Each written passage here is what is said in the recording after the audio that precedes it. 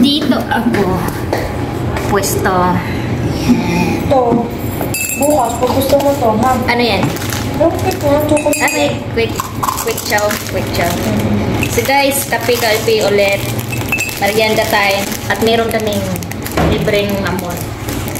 May mamon kaming ano. Bili ulit ni ano yan ito, ng boss namin. Binigay lang sa akin. Babagtalan. Ano din ko lang ito, bigyan? Sabi mo, stop mo. Yan. Ups. Okay, thank you. Kung magugustuhan mo para bukas. Quick chow. Ay, quick. Ano to? Neste quick. Yung kasama ko guys, oh. Nag-Milo siya. Ay, Milo Nesquik. Parang Milo din ng ano. Ay, parang tong ano tal. Yung made in India to, no? Hindi ko alam. Hindi mo tinignan. Kasi parang ganito ang itsura ng kulay, oh.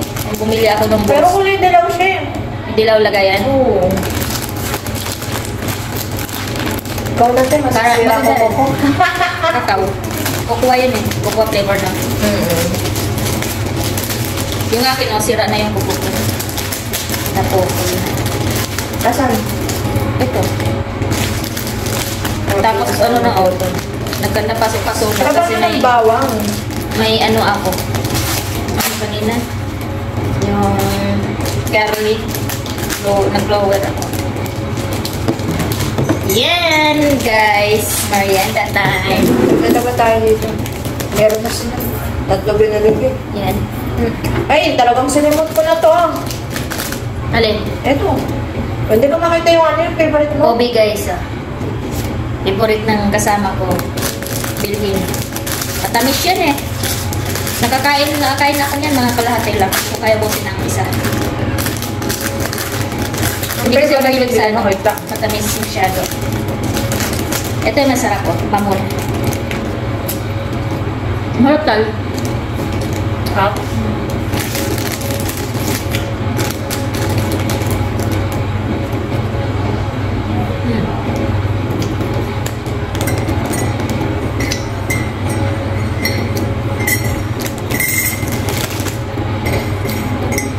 Parang bago yung kutsara ko.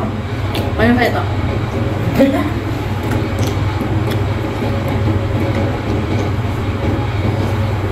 Buti wala nang kumpul-kumpul ngayon, no? Baka mamaya yan siguro na pagkataas ng dasal nila. At hapot ako na naman nun, diba? Kasi Linggo na lang ata eh. Ay, sa hindi, sa bukas. May lusa linggo, may pasok na sila. Hanggang bukas na lang ang lang.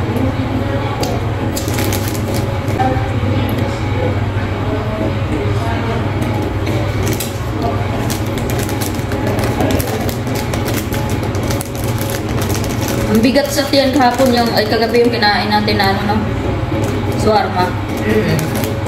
Palibhasa, gutom tayo eh. Walang laman tiyan eh.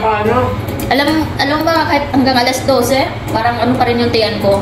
Busog na busog pa ako. Parang hindi natulog ka agad. Sobrang labas natin sa bottom. Yung oras na, 8 ng gabi. Tapos biglang kain.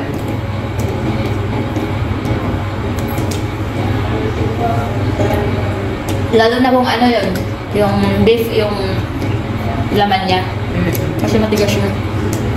Isa manok. Nakabigat dun yung ano yun, kubos.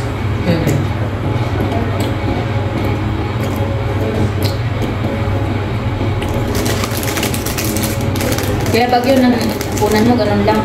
Busog ka na naman. Kasi mabigat sa tiyan yung kubos. Para din sa kanin niya.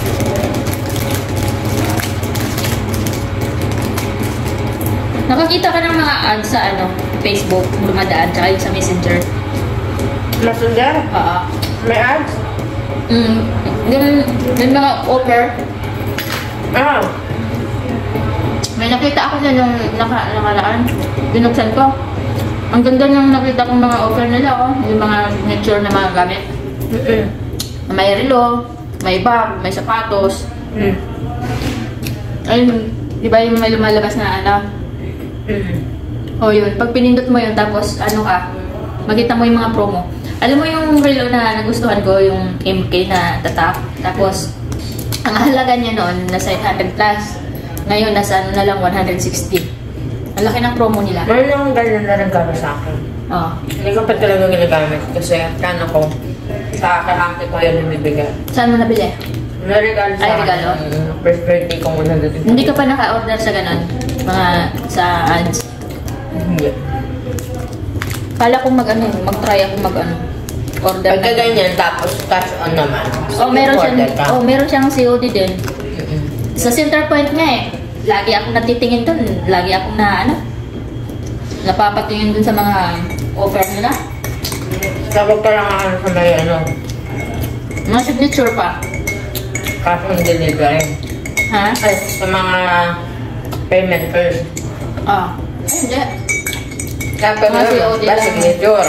Oh. Try mo lang isang beses na halimbawa, magbabudget ka lang na ng 100 plus, 200 Magsampo plus. na ako kung yung Para totoong produkto lang maganda. Para pag dumating sa'yo is yun nga yun, kasi may iba na, darating nga sa'yo. Oo. Paano pag binuksan mo, napahapol mo. Tapos hindi pala laman ng scam siya. No? Pero dito wala naman siguro ganun dito. Ewan ko, kasi yun din sa main orderan ko. Maraming katulad ng ganun sa kanya, pero gadget yun. Oo. Mga Pero ganun sinabi naman. sa'yo laptop, tapos cellphone, tsaka Ayun dati, nakita Ito. mo, nakuha mo. May nakita akong katulad din nung kanya, pero ibang page yun. Oo. Before din ako nag-order, nagbabasa rin muna ako ng comment. Tapos, buti na lang, hindi yun yung nakuha ko kasi cellphone daw, laptop daw ang kinuha, pero cellphone daw ang binigay. Ayun lang dumating. Hanggang sa tumulpad yung kinuha na ko. Hindi tukma dun sa in-order, no? Dun sa binigay nilang produkto na in-offer nilang ganito. Buti na lang, hindi pa ako order sa kanila. Nagbabasa muna ako ng comment. Ang ganda kaya tal, meron pa mga sapatos. Ang gusto ko yung mga style na sapatos. Yung mga signature niya. Ganda. Kaya ako. Mura na lang. Meron mga tig-100 lang higit. Galing siya sa mahal na presyo. Kasi na, kuno na yan. Sabi ko mag-order talaga ako nito pag may budget na ako. I try ko lang kung legit yung na yun. Yung page Mga na. in-offer nila. Hindi, yung quality din niya ba? Tinignan ko yung quality niya rin. Pag nakapang-haba ko. Kung totoong, di ba, ganyan. Signature yung in-offer nilang kung tapos. Pero kasi ang ganda lang sa picture eh. Yung original siyang tunay ba? Ako lang nag-online sila ko. Ah. Lahat ng mga order sa akin. Oo. Kasi hindi ako yung tipong pera-pera ang tubo ko lang nakahabulin ko. Oo. Kasi sa akin, Ben, order mo. Biglang nakita ko na sa personal, baka daw mo magustuhan. Meron ganun. Gustuhan ganun. Oo. Ay, ganun ba? Sige, ba na? Ganun ako. Hindi ako tulad na nakita ko na parang hindi okay, ganito, ganyan. No choice kaya ayun yung order niya, ibibigay mo. Pero syempre, siya rin, padidismaya. Kumbaga, ako rin ang masisira. Diba? Paano mo yan, Paano mo sinashipping yun? Pag dinideliver? Hindi ko pa talaga naranasan mag-shipping din. Kasi sa akin kasi, personal ako. Mula sa Taytay, maaga na akong babiyahe papunta ng Quiapo. Mga saan lang yung mo-order? Doon lang rin sa inyo na lugar? Iba-iba lugar. Quiapo. Oo. Bago umuwi ng Taytay, pupunta muna akong Paltok sa amin sa QC. Doon ako sa tita ko may tuloy saglit, ayusin ko na yung order. Lahat na may mga nagaroon na order sa akin, ihahatid ko na.